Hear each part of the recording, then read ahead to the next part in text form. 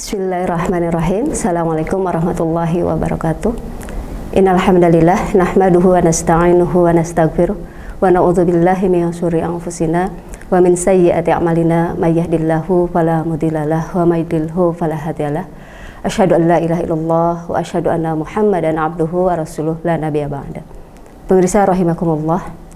Alhamdulillah sekarang kita sudah memasuki hari-hari di mana Allah melimpahkan berbagai macam pahala dan nilai-nilai kebaikan bagi kaum muslimin. Kita saat ini sudah memasuki di bulan Ramadan yang tentunya di dalam Islam bulan Ramadan adalah bulan yang sangat mulia, bulan yang sangat ditunggu-tunggu oleh kaum muslimin.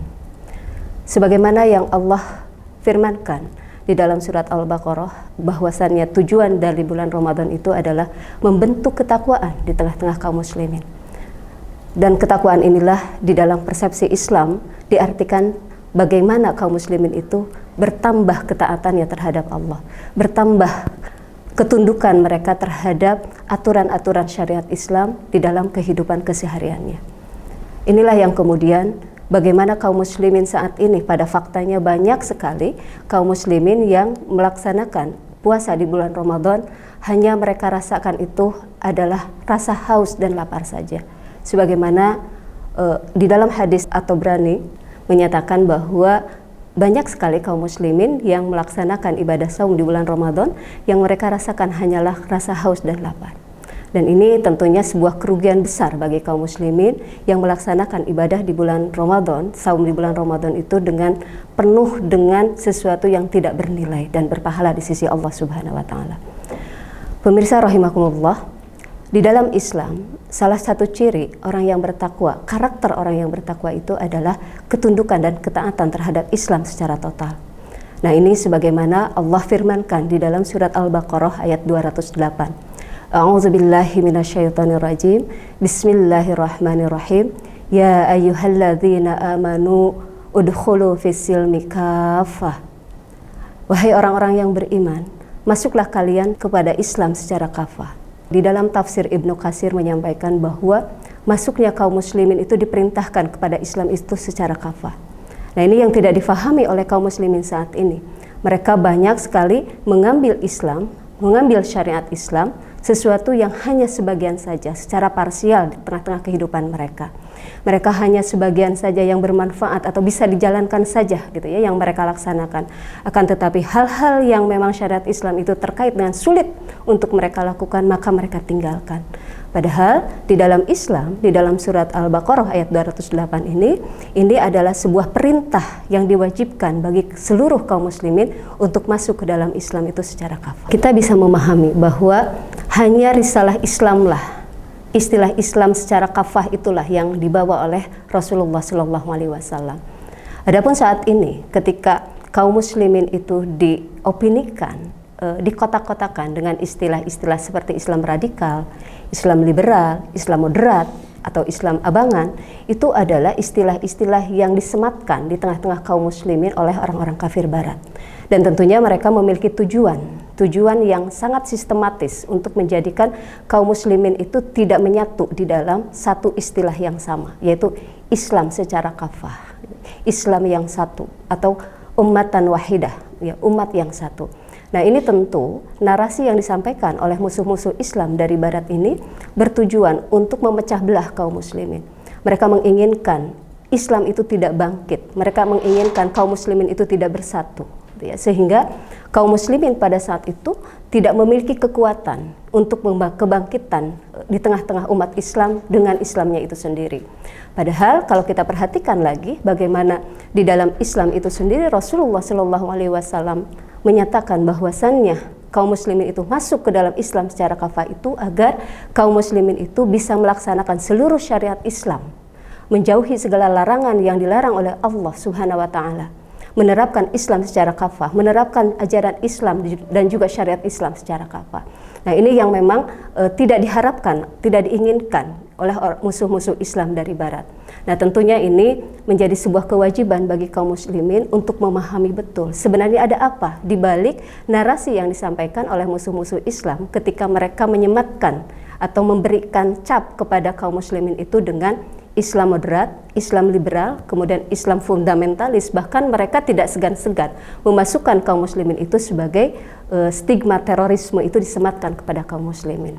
Nah, inilah yang kemudian harus difahami oleh kaum muslimin tentunya, apalagi di bulan Ramadan ini kita harus mewaspadai terhadap makar ataupun terhadap permusuhan yang memang dinampakkan oleh musuh-musuh Islam. Pemirsa rahimahumullah, sebagaimana yang Allah firmankan di dalam surat At-Taubah ayat 32, bahwasannya di dalam ayat tadi menjelaskan orang-orang kafir tadi mereka hendak memadamkan cahaya Allah dengan mulut-mulut mereka, dengan perkataan mereka, dengan lisan mereka.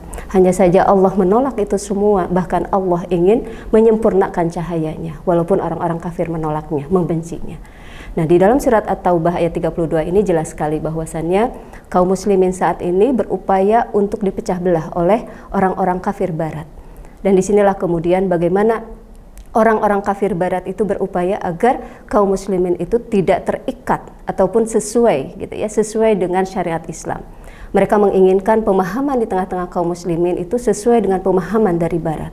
Mereka berupaya untuk menggiring kaum muslimin tadi kepada pemahaman dan juga narasi yang memang diopinikan oleh orang-orang barat tadi.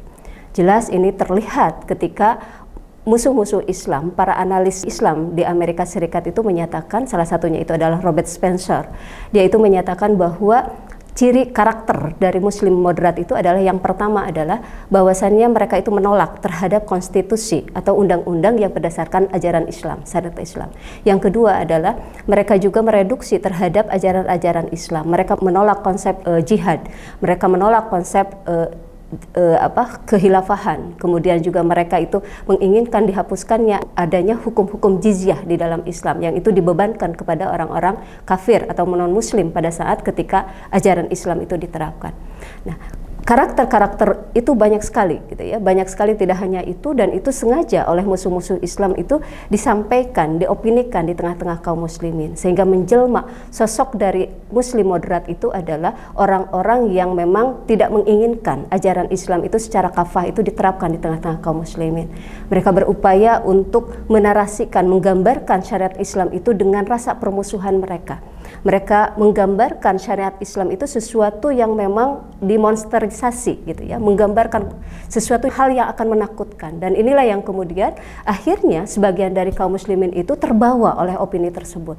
Nah, pada akhirnya inilah yang membahayakan terhadap kaum muslimin. Dan akhirnya juga apa yang terjadi saat ini di tengah-tengah kaum muslimin, akhirnya kaum muslimin tadi ada yang disebut sebagai Islam radikal, Islam fundamentalis gitu ya, itu adalah mereka yang berupaya untuk memperjuangkan Islam secara kafah, dan itu adalah yang dicap oleh musuh-musuh Islam. Sementara menurut mereka Islam yang ideal, karakter kaum muslimin yang ideal menurut Rasulullah SAW itu adalah muslim yang moderat. Jelas ini adalah satu arus opini yang menyesatkan di tengah-tengah kaum muslimin.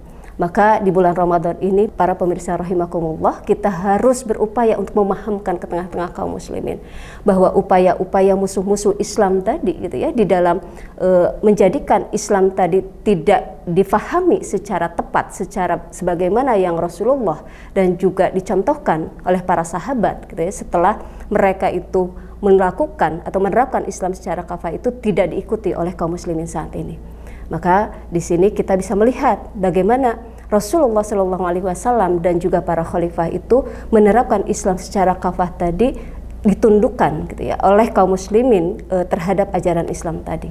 Nah, inilah yang harusnya ada di tengah-tengah kaum muslimin saat ini.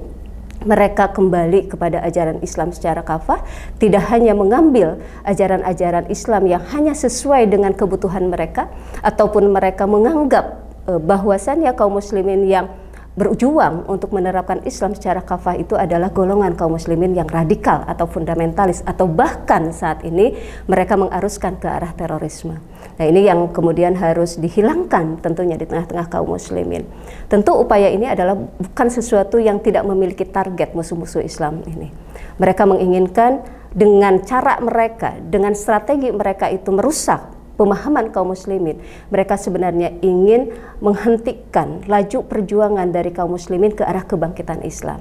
Dan tentunya ini adalah sesuatu yang menakutkan bagi mereka ketika Islam itu bangkit sebagaimana sebelumnya, sebagaimana para pendahulu dari kaum muslimin, sampai Islam itu bisa bertahan memperjuangkan Islam, menerapkan Islam secara kafah itu sampai 13 abad, bayangkan.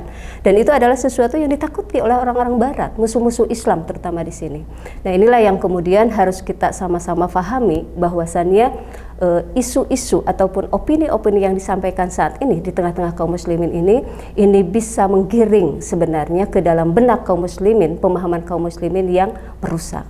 Nah, ini harus dihentikan tentunya oleh kaum muslimin saat ini yang memahami Islam secara kafah. Justru yang harus ada di tengah-tengah umat itu adalah dukungan, kontribusi yang diberikan oleh umat terhadap para pejuang ini. Bahkan menjadi bagian dari perjuangan ini adalah sesuatu kewajiban yang harus dilakukan oleh seluruh kaum muslimin. Bukan hanya satu kelompok saja gitu ya, ataupun beberapa orang saja yang harus berjuang ke arah situ, tapi juga seluruh kaum muslimin. Karena ini adalah perintah dari Rasulullah SAW. Kemudian juga ini adalah sesuatu perwujudan ketakwaan kita terhadap syariat Islam, mengikatkan seluruh amalan-amalan kita dengan syariat Islam. Ya. Maka disinilah perjuangan ke arah kebangkitan Islam tidak akan pernah berhenti, karena ini adalah sesuatu yang keniscayaan yang akan terwujud di tengah-tengah kaum muslimin. Yang ada saat ini adalah bagaimana kita memperjuangkan, kita istiqomah di jalan dakwah ini, di jalan perjuangan ini, sehingga nanti Allah memberikan pertolongan dan juga kemudahan dan juga kebangkitan di tengah-tengah kaum muslimin. Semoga kita semua, para pemirsa rahimahumullah, khususnya kaum muslimin, di bulan Ramadan ini kita merenungi, kemudian kita perbaiki apa-apa yang sudah kita lakukan saat ini, perjuangan yang harus kita lakukan saat ini. Apalagi ketika di bulan Ramadan ini kita akan mendapatkan pahala yang begitu banyak dari Allah. Tidakkah kita itu merasa iri dengan orang-orang yang memang mengerahkan seluruh apa yang dia miliki, tenaganya, pikirannya, bahkan waktu-waktunya gitu ya, untuk perjuangan Islam ini. Dan tentunya ketika ini dilakukan di bulan Ramadan, ini akan menambah pahala kita di sisi Allah Subhanahu wa taala. Karena ini adalah sebuah ibadah yang memang diajarkan oleh Allah dan juga Rasulullah SAW. Sebuah aktivitas yang memang itu diserukan kewajibannya, dibebankan taklifnya tengah-tengah kaum muslimin. Semoga kita semua diberikan oleh Allah kekuatan, kemudahan di dalam menjalankan seluruh syariat Islam, terutama di dalam perjuangan Islam ini, sehingga suatu saat kita bisa merasakan hasil dari perjuangan ini dengan kebangkitan Islam secara kafah. Kaum muslimin bisa bersatu, orang-orang musuh-musuh Islam itu mereka terlemahkan, makar-makar mereka itu dihancurkan oleh perjuangan kita, dan tentunya itu adalah makar dari Allah yang akan menghancurkan mereka semua.